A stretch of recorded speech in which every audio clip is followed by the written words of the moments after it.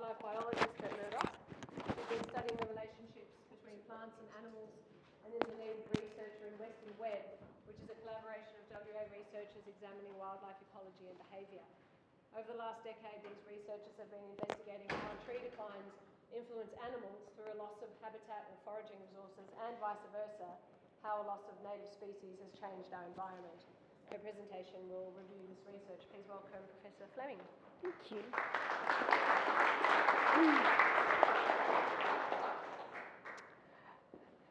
Thanks very much for the opportunity to talk to you today.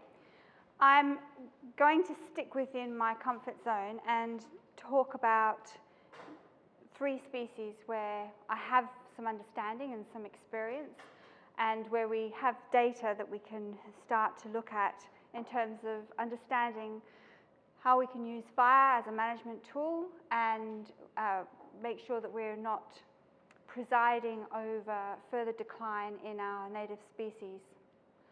So I'm going to be a bit provocative when it comes to what sort of things we might be able to do.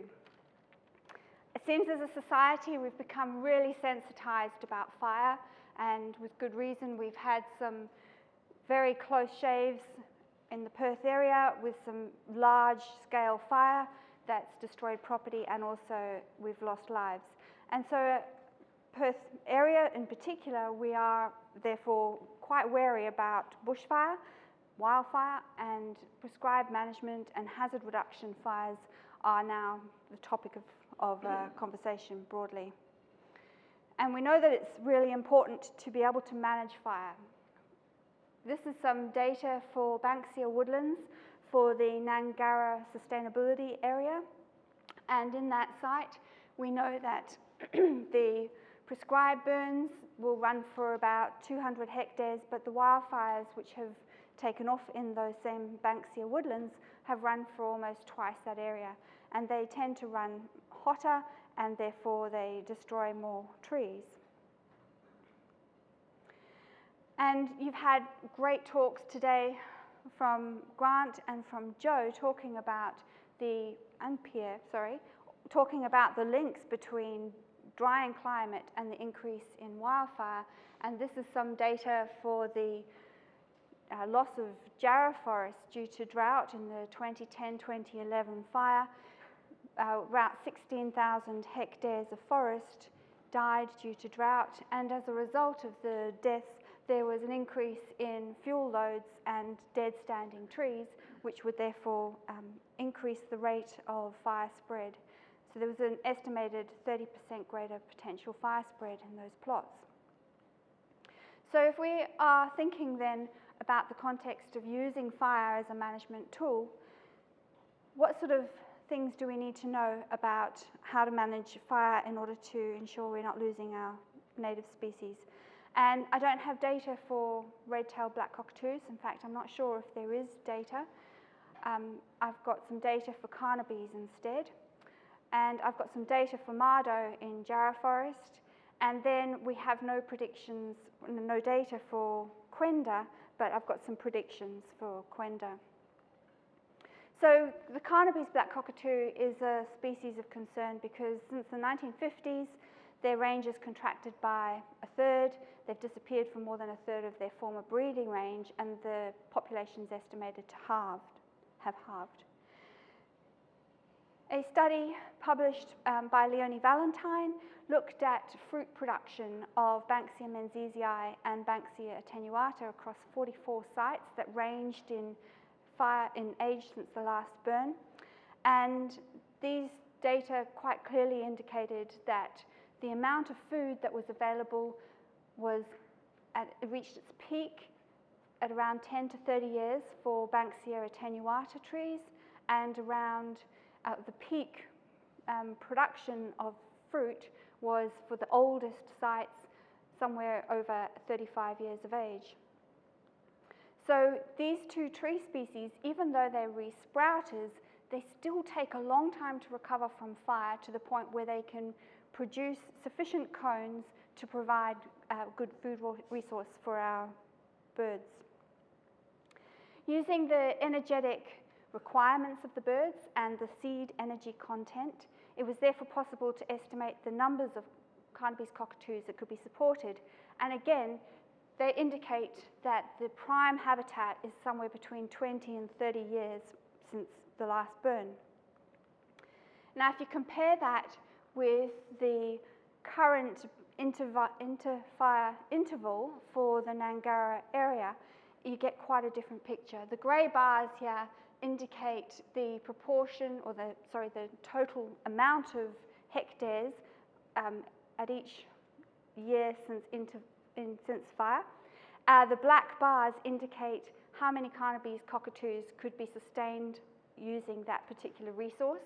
And the dots, the black dots and bars, they indicate for the very young time since fire, they're much lower than the bars because we have very little resource in those sites, whereas for the older plots, the bars, the black dots are above the bars. So we know that the sites which have a long time since fire are able to sustain more cockatoos. So 60% of the total area, the total Banksia area within this study site has been burned within the last 7 years. So it's predicted to only be able to support around 2,700 Carnaby's cockatoos, which is about a quarter or a third of the total number of birds estimated that are reliant on that area. So that's Carnaby's cockatoos. And as I say, we don't have data for red-tailed cockatoos, but it would have to be similar. A really clear conclusion of that is that our inter-fire interval is too short to allow recovery of trees to the point where we've got enough food to feed the birds. Another issue is around nesting resources. And this is from the management guidelines for black cockatoos, the fire management guidelines, indicating that if we have low intensity patchy burns, we should have a lower likelihood, lower probability of burning the trees which have tree hollows in them, and therefore destroying habitat for nesting birds. And unfortunately, it's not always the case. We lose a lot of our trees with tree hollows in them.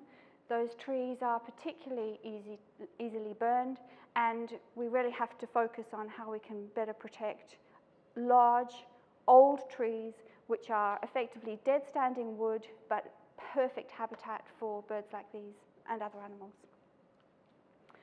Okay, the second set of data is for Matos, and this is some work published by Marnie Swinburne. She looked at Matos using jarrah forest from 6 months to 21 years post-burn, and by tracking the animals using radio telemetry and also spool and line tracking, she was able to work out which parts of the landscape they were using. And firstly, they really don't like 6 months post-burn. They were at very low numbers in those sites. They were definitely at much greater densities in the sites where she had longer time since burn. And following those animals around, she worked out that they were using grass trees as a prime resource, not only for foraging, but also for nesting.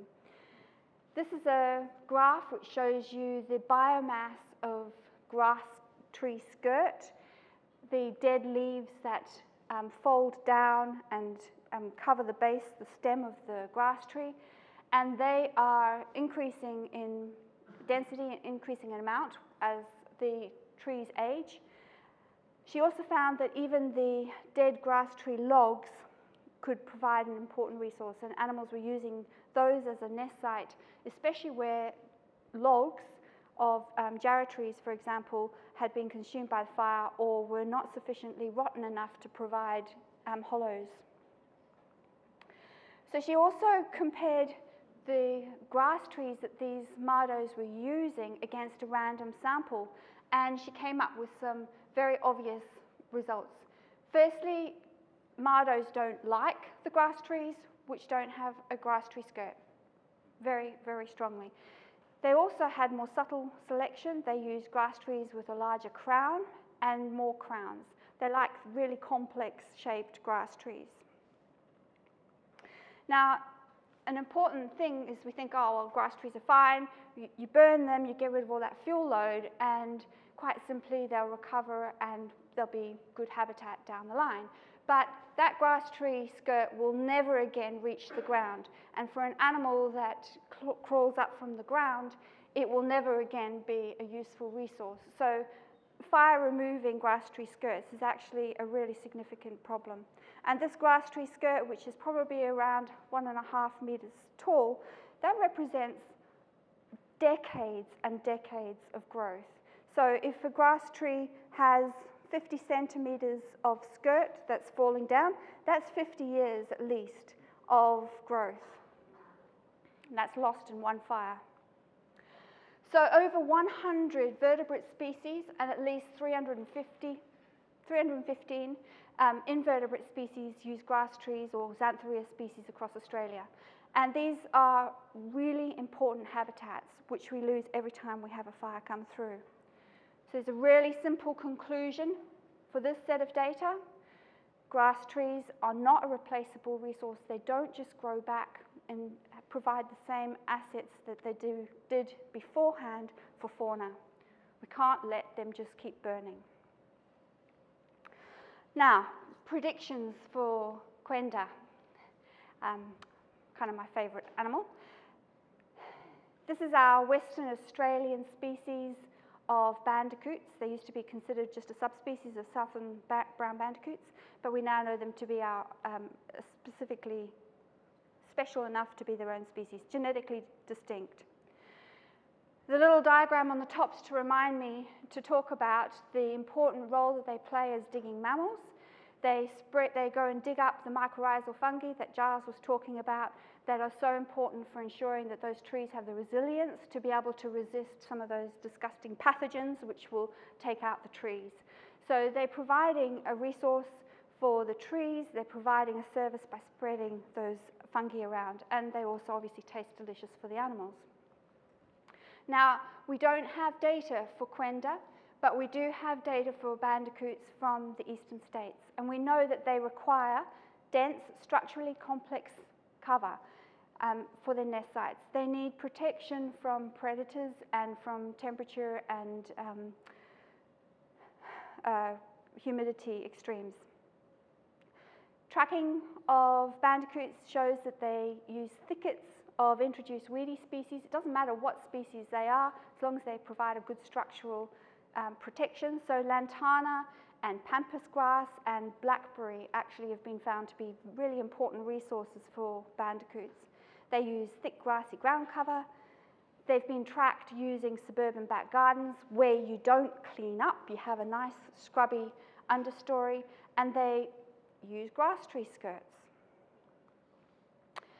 A study looking at how bandicoots survive fire tracked 7 long-nosed bandicoots and 1 southern brown bandicoot and found that they all survived the short-term post a low-intensity hazard reduction heathland fire.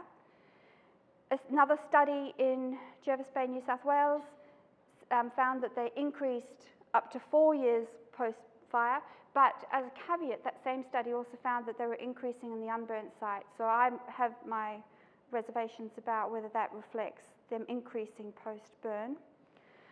More importantly, we've got lots of evidence that they decline post-burn. There's marked increased predation of southern brown bandicoots following fire. Long-nosed bandicoots activity decreases 2 years after wildfire. We have most long-nosed bandicoot activity for sites which have been more than 20 years post-fire, and a hazard reduction burn resulted in a local extinction of southern brown bandicoots up to 7 years post-fire monitoring. The loss of habitat, the loss of protective cover for quenda, for other bandicoots, is therefore going to determine how they respond to fire. And there's some really lovely trials that are being carried out currently in Mount Lofty Ranges where they've had a problem with blackberry, and the bandicoots have loved the blackberry, but when you take out those weeds, how do you replace that resource for the animals? And so they're providing these bandicoot refuges which they're trialling to see whether the bandicoots are going to therefore recover in those sites. So in conclusion, we need to identify optimal fire intervals. Barb Wilson has suggested a mean fire interval of 8 to 16 years, but that wasn't based on bandicoots, and it's probably based on a more broad brush interval based on Banksia's and the Nangara sustainability strategy that she had been working on. We need to make sure that we're not losing fire. Fire doesn't destroy food resources or refuge. Claridge and Barry in 2000 made this lovely comment about how we really needed to know more about the relationship between predation and disturbance. And there's some lovely work now being done in the northern Australia, which clearly points to feral cats moving into fire scar areas. You'll get about 4 times the more cats in a recent burn area, and they're 4 times more successful in hunting because they're not interfered with by vegetation. So that makes it a 16-fold increase in predation rate. We also need fire management that promotes habitat heterogeneity. Can we retain intact skirted grass trees? If we raked around them, we isolated those trees, there wasn't a continuation of fuel, can we therefore protect those? Thinking about the scale of burns, the Northcliffe fire was around 400-500 hectares, and we're still waiting for quokkas to return back into that because it's obviously a large scale and they're slow to return.